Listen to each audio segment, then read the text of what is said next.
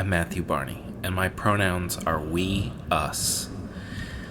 What you're about to see is my audio commentary as the writer of the first draft of The Little Engine That Could, the 1990s animated feature direct-to-video, and it's very esoteric, it's very moving, and it will make you feel emotions you didn't know you had. So, I did notice the first time around, back before we removed this video to not anger the YouTube gods, that some of the commentators, my little beavers in the comments section, seemed to know a whole lot more about trains than I did. So, I don't know what that says about you, but that's okay. I'm Matthew Barney. Please enjoy this video.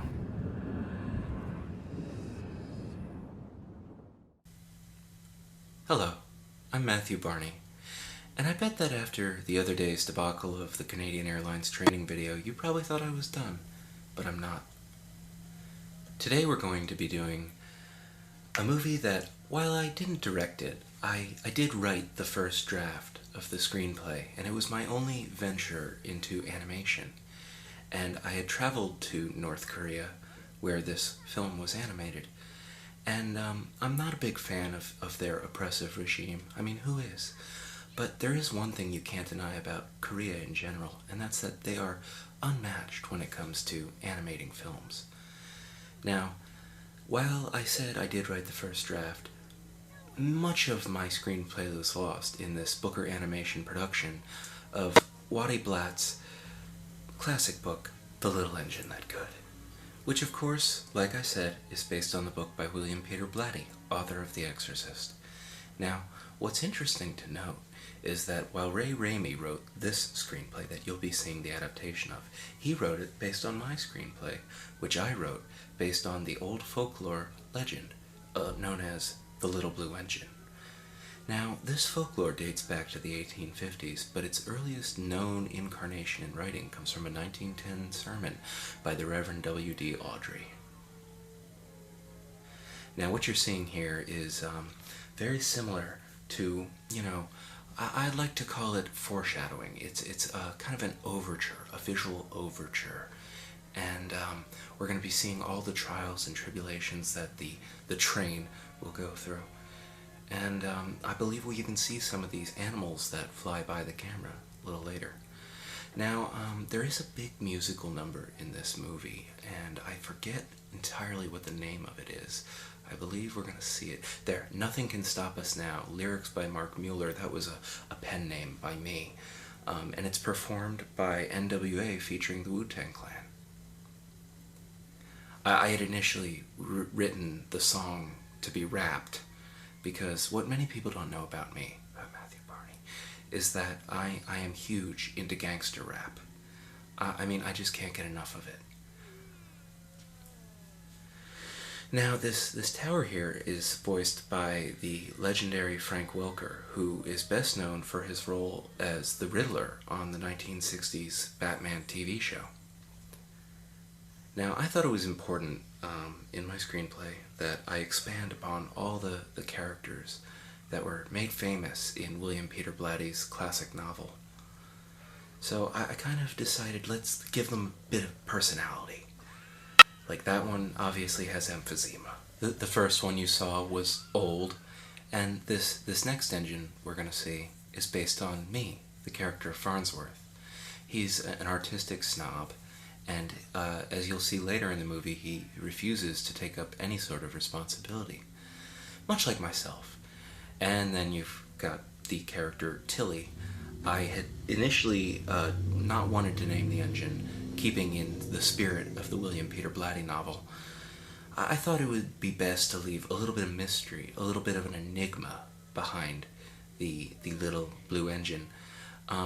At one point, there was a ADR note that said, Matthew, we don't understand why you're doing this, but, if you are doing this, why not just, title the character name? When you write a screenplay, you write the character's name. Sometimes you write a colon, and then you write dialogue following that colon. I had not written anything. I just put a blank space. It might have even been an underscore, and this confused some of the boys in marketing. And that was when Ray Ramsey was brought in, and he gave all the characters names. And that's okay. Now, as you'll see, Farnsworth, bit of a snob, likes art, a fine, exemplary character with a lot of libretto, a lot of heavy chakra energy. And he was voiced by the legendary Peter Cullen, known for his role on The Real Ghostbusters, in which he played the one with glasses. I've never seen Ghostbusters because it was made by Hollywood, and I really only watch movies that you've never heard of. Okay, another character here, voiced by Pete Cullen, who, like I said, is known best for his role on The Real Ghostbusters, and later he would be known for his role as the character Misty in the American dub of Pokemon, which is incidentally one of my favorite television shows, even though I've never watched it. Not once. Not in my entire life. Now, I wanted to portray the Tower fellow here as being kind of an R. Lee Ermey-like character. In fact, at one point we had shortlisted R. Lee Ermey to voice the Tower, but he was busy doing something else, and I kept calling him, and Stanley Kubrick, who was still alive at the time, Kubrick would pick up the phone and say, "Matt, none of us like you. Please stop calling R." That's what we called him, R. So we got another fellow, Frank Welker, to do the Tower. And I think Frank Welker really standing in on his own. Now this Southern Belle character here is actually voiced by Fay Wray, who was made famous in the 1931 film King Kong. I was going to say Hong Kong Goes to King Kong, or Comes to King Kong, but again, that's a movie you've never heard of. That's okay. Now, I really wanted to convey every inanimate object as being able to have a personality of its own. And that's why, the different parts of the engines, the side rails, the smokestacks, all had different features, whether they were eyes or ears, anything, arms even, as you can see. And when I wrote it, of course, I wanted to discuss the binary gender system of the engines, but I was given, more notes by the ADR people who said, "Matt, you gotta stop doing this, please knock it off." And then they referred me over to the Hard Hat Harry project, which became a 3-year process for me. And, of course, that's where I met my beautiful ex-wife, Bjork. Now, I had initially, in the screenplay, usually my screenplays go on for about 800, 900 pages. This one only went on for 300 pages. And that sequence you just saw there, I had just written the words, "Blood Explosion Extraordinaire." Now, one thing that did make it into this little animated film from Korea was my extensive knowledge of Norse mythology. And later on in the film, we'll see tidbits of parts of the Norse Bible that talk about an event in the future called Ragnarok, which is a time when the world is covered in ice and snow, and those who can fight will fight for their lives because they think they can.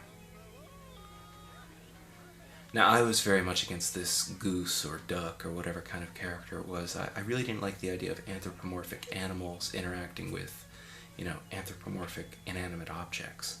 I said, I want to suspend disbelief. I don't want to break it. And the guys in marketing and, the Korean animators, they said, "Matt, we might as well go the full 10 yards while we're at it." And I settled and I said, all right, so I decided to write the most ridiculous characters anyone has ever seen. And that's why no one has ever seen this particular production. In fact, I don't even have a copy of it. And you know me, I like to hoard a copy of every single thing I've ever been associated with, so that, in hopes that no one can ever see it. I do want to talk about the stretchy basketball player loading the bombs into the train. There is an entire segment that was cut out involving a terrorist attack on the train, and they were, how do I put this lightly? Well, they were mentally impaired terrorists, and they were trying to drive the engine into a building, but what they because terrorists aren't very smart in general, they didn't understand that, as they're yelling Allahu Akbar, the train's not going to be able to go where they will it to go, because it's on a set of rails, and rails take you places, but not always the places you want. And there was going to be this big number with the Rolling Stones, if you try sometimes, you get what you need. And, we were going to show these terrorists being hung, and again, did not come to fruition for reasons that will become readily apparent. The ginger fellow, of course, I would have never written him in. This was all added later by the Ramsey fellow, Ray Ramsey, who would later go on to write the big screen adaptation of Watchmen, based on a comic book by my good friend Alan Moore. Now, a lot of people often walk up to me on the street and they say, "Matt, you look a lot like Alan Moore." And I'll say, that's because I am Alan Moore. You see, Alan Moore doesn't exist in the same way you understand existing. And, then I'll just, throw a copy of The League of Extraordinary Gentlemen Volume 3 at them and say, "Buy my book." And then I'll walk off into the distance, and when they turn around, still clutching the book, they'll realize that $40 has disappeared from their wallet and or bank account online, and they'll be holding a copy of this terrible comic book. And when they turn to look where I have gone, there will be nothing, because I have vanished in a cloud of blue Disney magic. Now, of course, this comes directly from William Peter Blatty's classic novel, which, as I've said, is kind of based on the House of the Rising Sun of train stories. And, okay, not the polka-dotted pajama bottoms, obviously, not my doing. I think you know what I'm going to say, so I don't even have to say it. But what is odd about this particular production is so much of my screenplay made it into it, and I was a bit shocked that the mainstream was ready for this. I didn't think they would be. Now, they did ultimately change my ending, which we'll talk about a little later. And, this is a short film, being that it's for children. I wanted to take time to introduce them to raw hard art.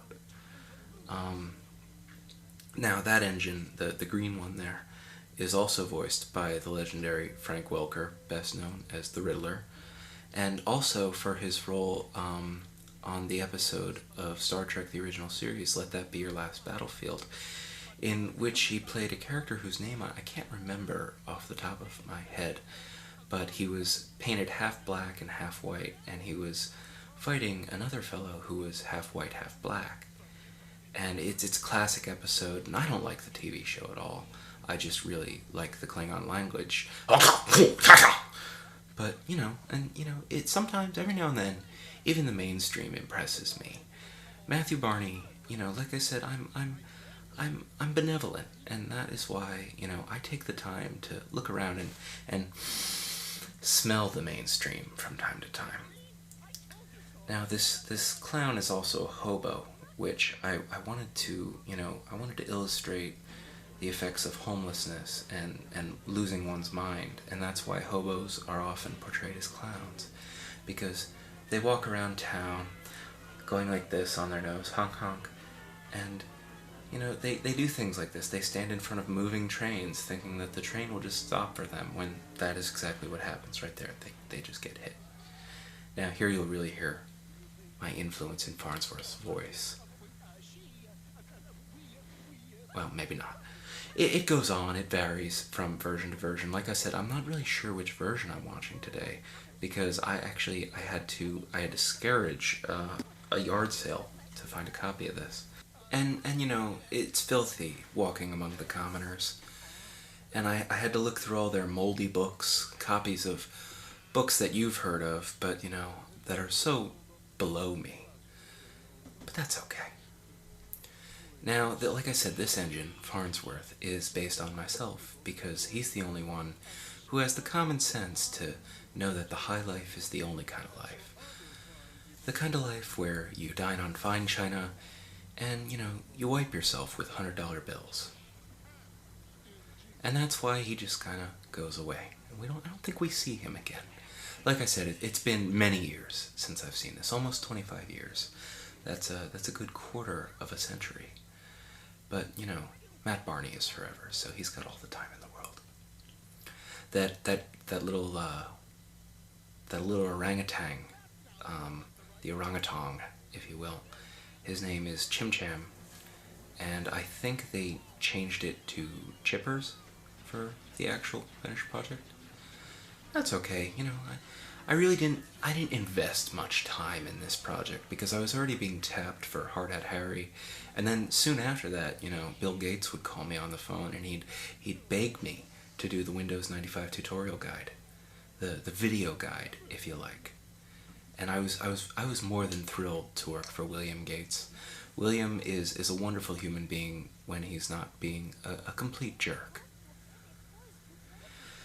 Now, this character is actually based on one of those little wooden figurines you might have seen at your local art store that, you can pose to draw in various positions. I did that because I have several of those. I have a whole room dedicated to them. They come in various sizes and shapes, and sometimes I dress them up, and, I'll just sit there and have a little tea party, and I'll say, hello, my friends, and, the one at the far end of the table will say, hello, Matthew, we like you so much because you're so creative. And I'll say, thank you very much, Miss Polly. What about you, Mr. Bjorky Pants? What do you think of my films? And he'll say, I think your films are great, Matthew Barney. I would never argue with you, and I will always pay full price at the Guggenheim to see them. And I'll say, do you know how much that means to me, Mr. Bjorky Pants? And Mr. Bjorky Pants will just sit there, quietly, in the position I've put him in, holding the teacup, forever. Now, I do want to take this time to let everyone know that this is part of a series that I'm doing. After the Canadian Airlines video, I don't think that one went over so well. The sound guy threatened to beat me up afterwards, to which I called my personal chauffeur and bodyguard. His name is Hank, and he showed up, and we've zip tied we've zip tied the sound man's hands together and bound his legs by rope, and he is currently looking at me with his mouth muffled from behind the glass. And I've given him enough room with his fingers to do whatever he needs to do with the sound engineering, if you get the joke. Pun is intended. But he works for me now, and I've actually acquired this property that we're sitting in, this lovely Riverside recording studio. It's in an inner city area, which is why every now and then you may hear a car go by, and that's okay. I like to go for quantity over quality every now and then. And that's actually a good philosophy to have because, it gives you more room to flex your creative muscles.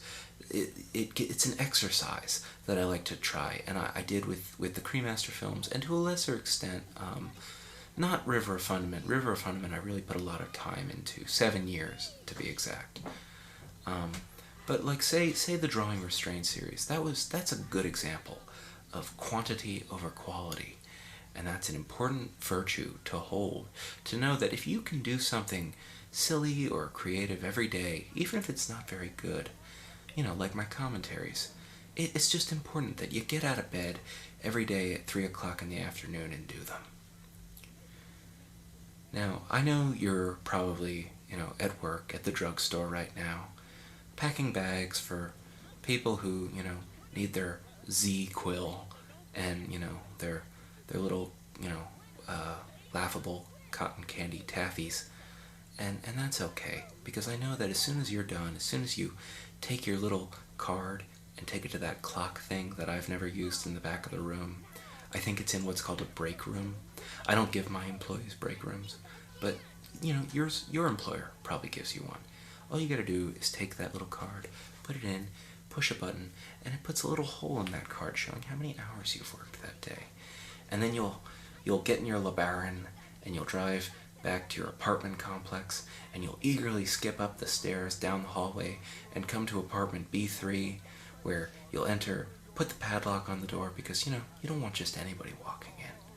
And as soon as you've done that, you get inside and you fire up your computer or your laptop or even your tablet, a Galaxy Note if you like Android. I sure don't, but if you do, that's okay. And you'll load up YouTube and you'll say, oh hey, Matt Barney's got a new video doing a commentary of another one of his brilliant films. And I should probably get back to the commentary now, because I've been rambling on and on about you. And frankly, I don't really like you, except for the fact that, you keep watching this, and I'm not entirely sure why. But what I was getting at is, this is part of a series now called Barney Unbound. And Barney Unbound is going to be me, Matthew Barney, talking about things that I may not have even been involved with. I mean, I recently, I was sitting on the public bus, because sometimes I like to slum it. And slumming it can be fun. And it's interesting and amazing, the things you find on public bus seats. And one of the things I found on a public bus seat was a PlayStation game. And I'm actually thinking about taking my awesome recording studio that I've got here, and I might try to play it. And I've got some celebrity guests listed on a short list. And the short list is actually, oh, goodness me, where did I put that short list? Ah, here it is. Let me just take a look. This also includes my fan mail. Now the short list is short because it only has 2 names on it. Kurt Russell and John Leguizamo. Now those were the only 2 who would answer my phone calls and would actually take my number. I wanted to get, Tom Hanks, but he doesn't answer his phone for me anymore. Actually, I think I'm gonna call John here. I'm gonna dial his number, and okay, see, now he's got one of those weird Portuguese dial tones. I hope he answers. Hello? John?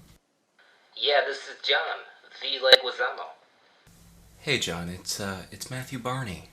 Who? Matthew Barney. We met the other day at the recording studio. The recording studio. I was the purple dinosaur you gave a hot Earl to. Who am I talking to? Matthew Barney.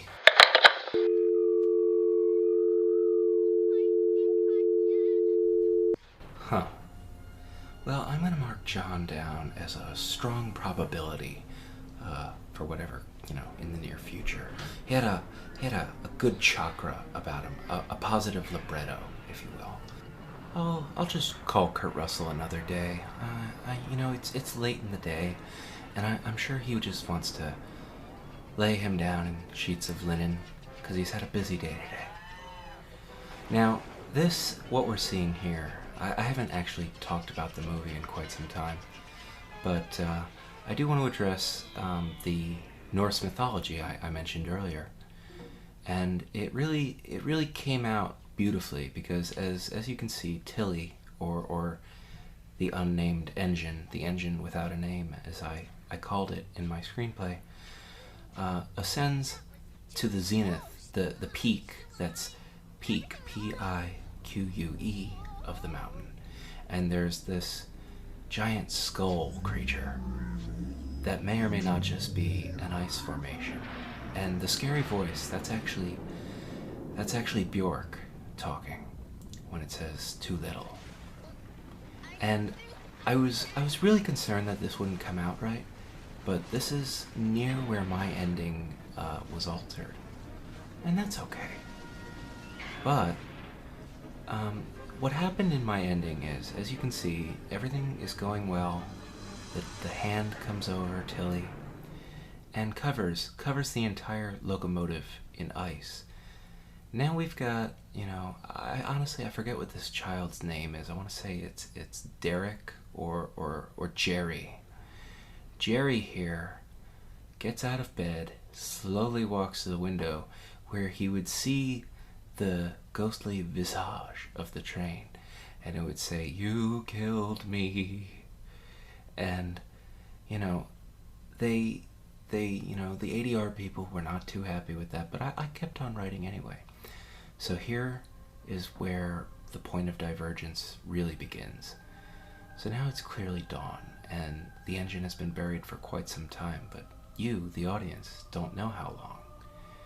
And as Tilly comes to life in the spring sun to the music of NWA featuring the Wu-Tang Clan, the furnace rekindled would bring about and show the hope that we have in our hearts. And I know what you're thinking, Matthew, your films are so dark and so dreary and dismal, and rarely do they display such, signs of emotive consciousness. And as the engine takes off, she would push through the snow and enter towards the town. There's the clown, but these fellows would have all been cryogenically frozen. And my idea was that an ice age had settled in. And as they descend towards the city below, they come and they find an apocalyptic, irradiated wasteland. And they realize that not only are they late for the birthday party, they're late for humanity. And the second half of the film would have then covered the little engine that could going back over the mountain, only to find the train yard an apocalyptic, irradiated ruin. And this kid would have just been a skull with tufts of red hair poking off his head. But I think Ray Ramsey did a good job considering what he had to work with. It's not every day a screenwriter is given a Matthew Barney script and said to, "Yay, look upon this screenplay and know it and rewrite it so that peons and little beavers like you might understand it." And I am glad, honestly.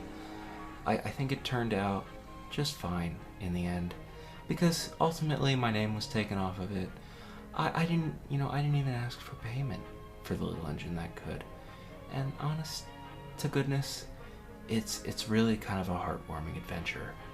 Even though I really liked my apocalyptic Fallout ending featuring, mushroom clouds in the shapes of the middle finger. Well, that about wraps it up for The Little Engine That Could, written by Matthew Barney. Although this is the Ray Ramsey version, I will not lie. Tom Bailey, he was always a blast to work out. I've always had a good time with Guy Samurai. And, you'll see a bunch of Korean names coming up here. And they're all fantastic animators.